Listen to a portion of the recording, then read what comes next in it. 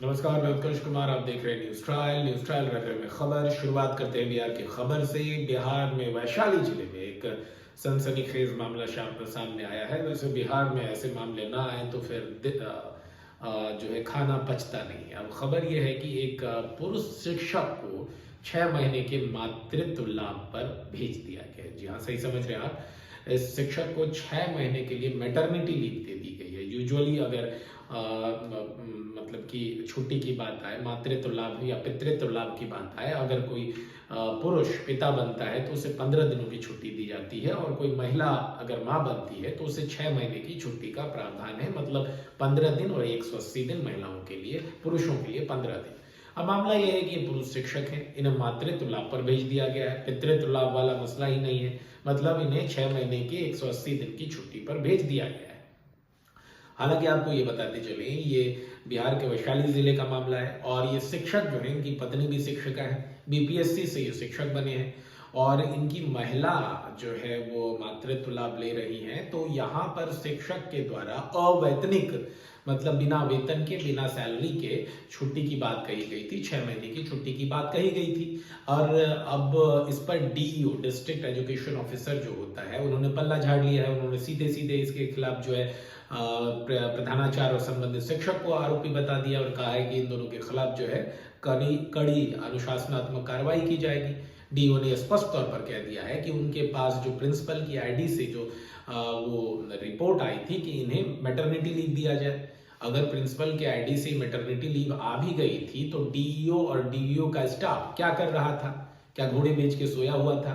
क्या उसने नहीं देखा कि नाम पुरुष वाला है, कुमार लिखा हुआ है और मेल जेंडर लिखा हुआ है? तो इसकी छुट्टी भाई कैसे महिला मातृत्व छुट्टी बनेगी?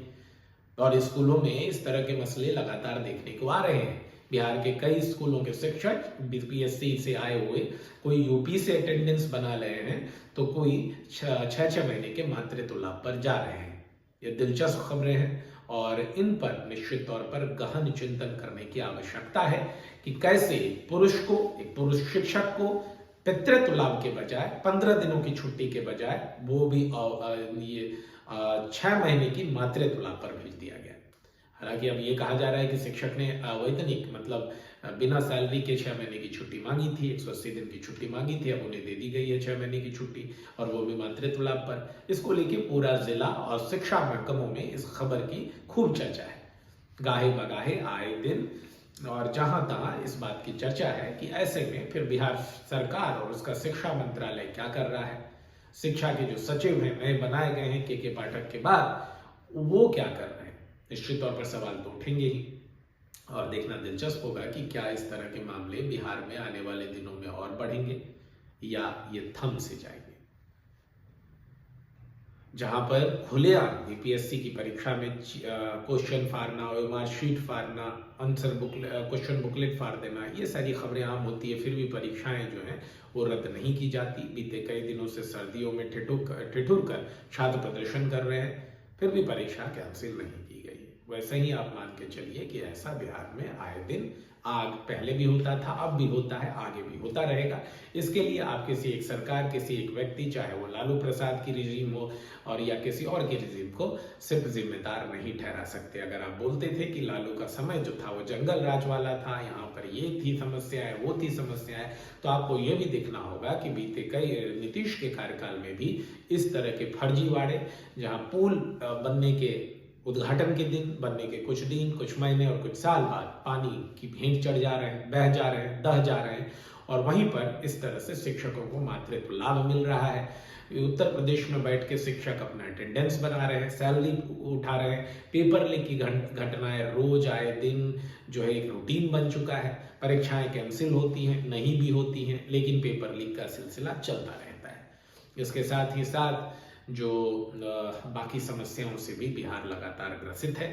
खून खराबे, चोरी डकैती की समस्याएं आए दिन आपको खबरों में मिल ही जाती होगी। बात करते हैं अब दूसरी अहम खबर की ओर। देश के जो होम मिनिस्टर हैं, ये अमित शाह, इन्होंने संसद भवन में एक बयान दे दिया था, बोल दिया था कि जितना ये लोग मतलब विपक्ष के लोग, इंडिया गठबंधन के लोग, कांग्रेस के लोग, नेता जो है वो अंबेडकर अंबेडकर अंबेडकर अंबेडकर कहते हैं, 4 बार उन्होंने ऐसा बोला। अगर इतना वो भगवान का नाम लेते तो 7 जन्मों का उनका पाप कट जाता, उनको जो है स्वर्ग मिलता।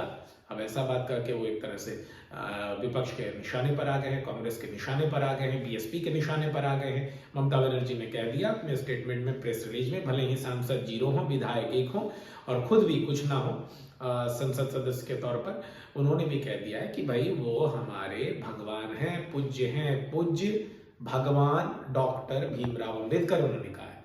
तो ये मामला अब बसपा ने भी उछाल दिया है, कांग्रेस भी इस पर फ्रंट फुट पर खेल रही है और निश्चित तौर पर बिहार में अगले वर्ष जो है विधानसभा का चुनाव होना है और उत्तर प्रदेश में भी 2027 में विधानसभा का चुनाव होना है। दलितों को लेकर जो ये मसला, जो ये एक तरह से चिंगारी सुलगाई गई है विपक्षी पार्टियों कांग्रेस के द्वारा बीजेपी, एनडीए और खासकर अमित शाह के खिलाफ, निश्चित तौर पर विपक्षी पार्टियों को इसमें काफी फायदा दिला सकता है अगर आसपास किसी भी राज्य में विधानसभा चुनाव होगी तो। लेकिन इस बीच मौका फिर सरकार के पाले में भी गेंद रहेगी कि वो कुछ ऐसा अपना एक प्रोजेक्ट ला सकते हैं जिसके तहत जो है इन दलितों को फायदा हो सके और ये मेन स्ट्रीम से जुड़ सके।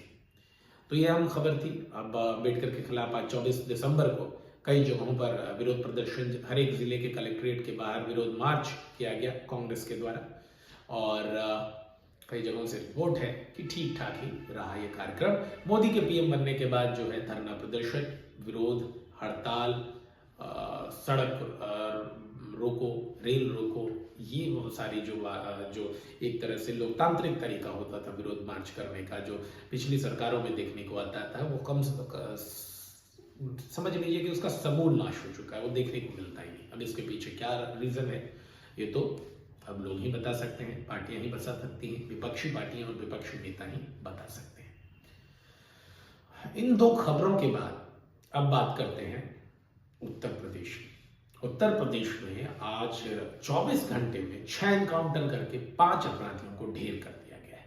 आपको बता दें कि अगले साल 2025 में जनवरी महीने में 14 जनवरी के बाद मकर संक्रांति के समय से कुंभ मेले का आयोजन हो जाएगा। इसको लेकर सारी प्रशासनिक तैयारियां पूरी हो चुकी है और किलेबंदी की जा चुकी है, सुरक्षा के पुख्ता इंतजाम किए गए हैं और राज्य सरकार इस मेले को, कुंभ मेले को बिल्कुल मतलब शांति के साथ संपन्न कराने को कृत संकल्प है। इस बीच जो कॉमेडियन और एक्टर्स के किडनैप के गिरोह में शामिल कई लोगों का एनकाउंटर भी किया गया है। बीते 24 घंटे में 6 एनकाउंटर करके 5 अपराधियों को मारा गया है और कई घायल बताए जा रहे हैं। अब आखिर में